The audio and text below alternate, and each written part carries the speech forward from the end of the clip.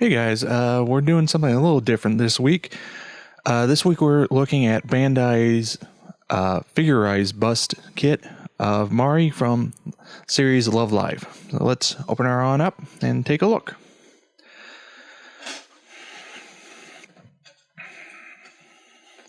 Now, one thing I am going to say right out of the gate is that unfortunately the kit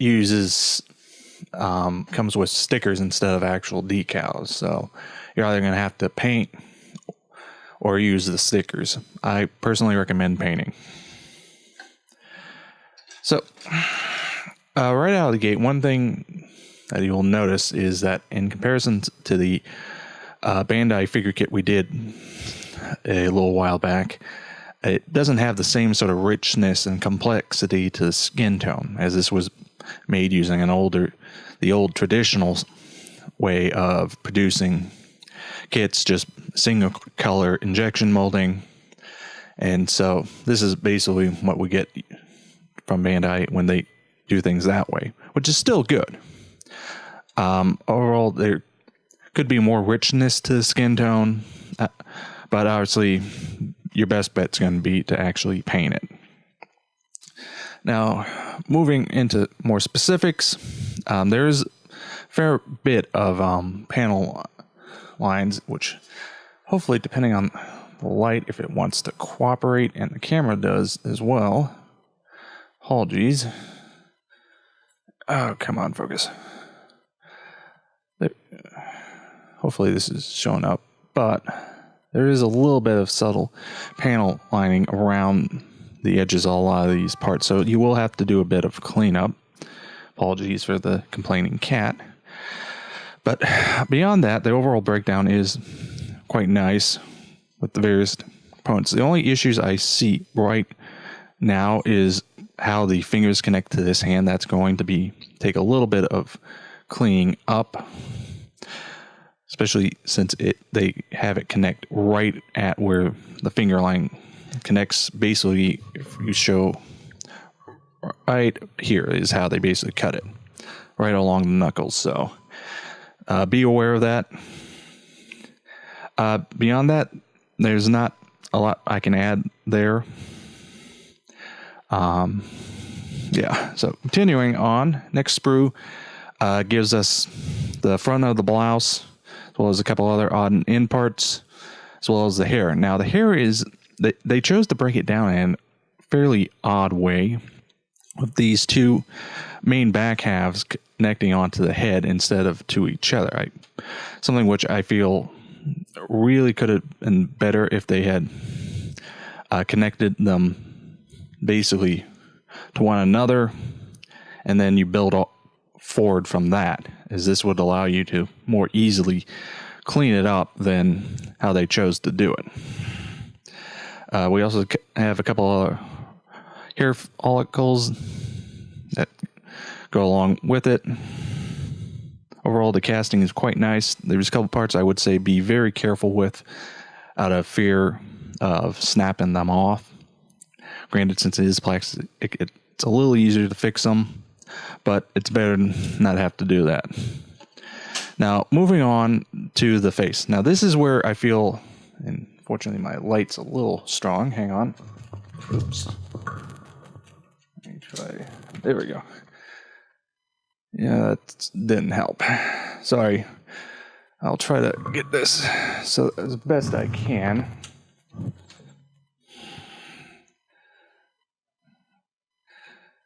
Apologies, trying to.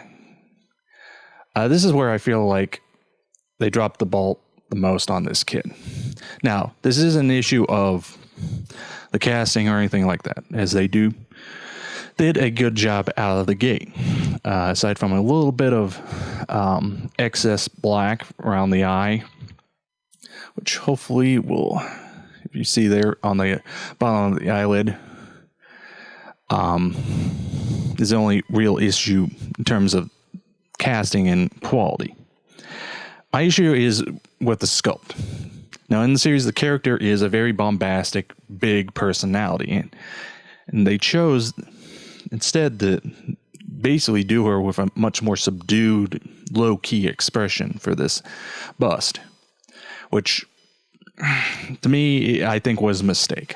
Now, are there ways you could potentially fix it? Yeah, but it would require a lot of work. So that is something to be aware of, is that the expression's not the greatest on this kit.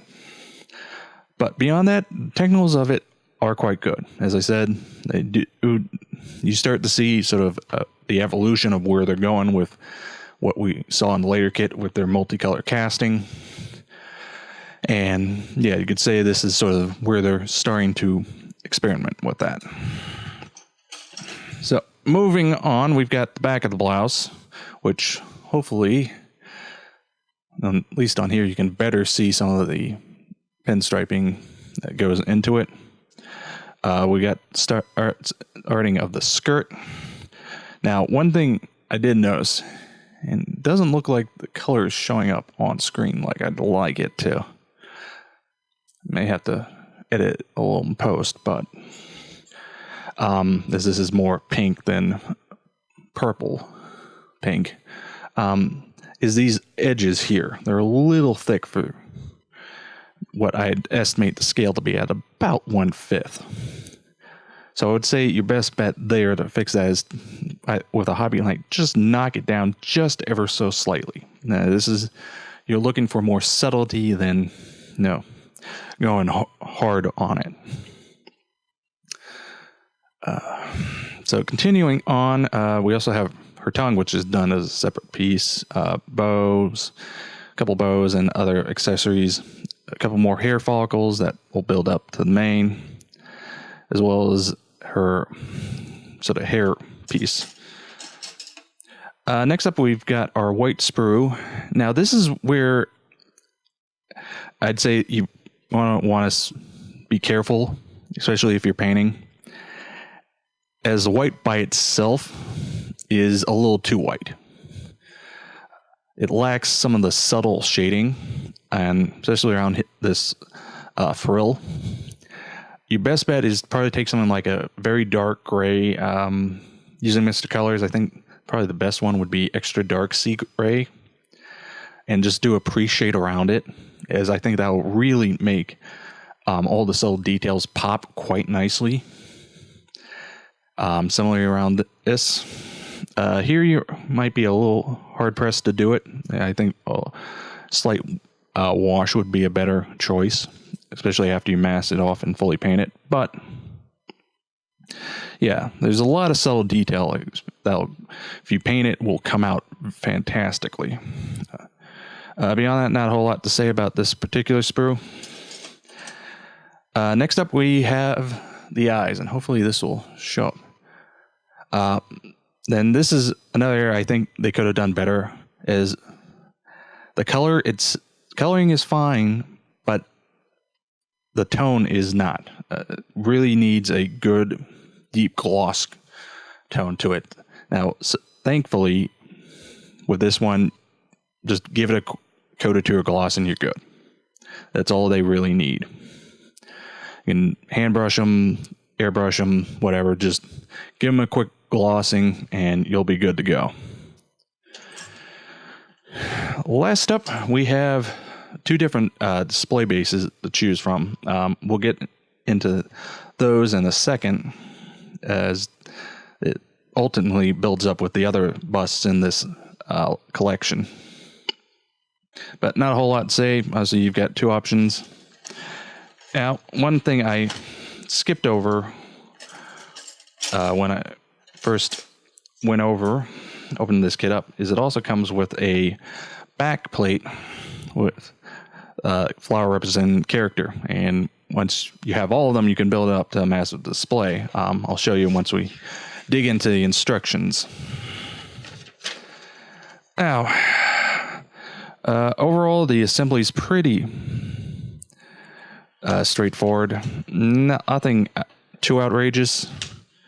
Again, if you're going to be painting, you need to be careful, especially with some of this pinstriping. This is going to take a lot of masking and work there. But once you do build it up, as I said, it should go quite nicely. Now, as I mentioned before, if you do get them all, you can build up to this massive display present down here. Should be quite nice.